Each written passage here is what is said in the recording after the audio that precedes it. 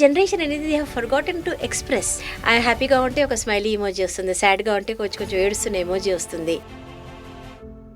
ఈ language skill అనేది develop చేయడం చిన్నప్పటి నుంచి చాలా ఇంపార్టెంట్ అండి. మనకి ఏఐ వరల్డ్లో మాట్లాడాల్సిన అవసరమే అనిపించట్లేదు. చాలామంది పిల్లలు చూడండి, దే ఆర్ మోస్ట్లీ అబ్జర్వ్డ్ వాళ్ళ గ్యాజెట్స్లో, లేకపోతే వాళ్ళ ఫోన్స్లో, లేకపోతే సోషల్ మీడియా ప్లాట్ఫామ్స్ మీద, చాట్ లైన్స్ మీద వాళ్ళు అబ్జర్వ్ అయి ఉంటారు. సో అక్కడ షార్ట్ ఫామ్స్ వస్తాయి, బీఆర్బీ అంటే బీ రైట్ బ్యాక్ అంటారు. And expression also through emojis అనమాట. హ్యాపీగా ఉంటే ఒక స్మైలీ ఎమోజీ వస్తుంది, సాడ్గా ఉంటే కొంచెం ఏడుస్తున్న ఎమోజీ వస్తుంది. ఇప్పుడు ఈ జనరేషన్ అనేది దే హావ్ ఫర్గాటన్ టోటల్లీ అండి హౌ టు ఎక్స్ప్రెస్.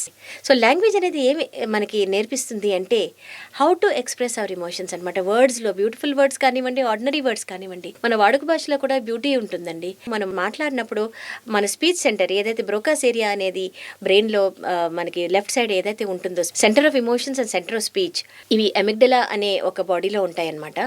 ఇవి డెవలప్ అయినప్పుడు మనకి కమ్యూనికేషన్ స్కిల్స్ ఎప్పుడు చాలా బాగా ఉంటాయి. అందరితో మాట్లాడడం ఒకటే కాదండి, we should learn to speak to our self also. ఎందుకంటే ఒకప్పుడు మన గురించి మనకు ఒక బ్యాడ్ అభిప్రాయం ఉందనుకోండి, అప్పుడు మన లైఫ్ అంతా మనం ఒక నెగిటివ్ వ్యూతోనే మనం చూస్తాము.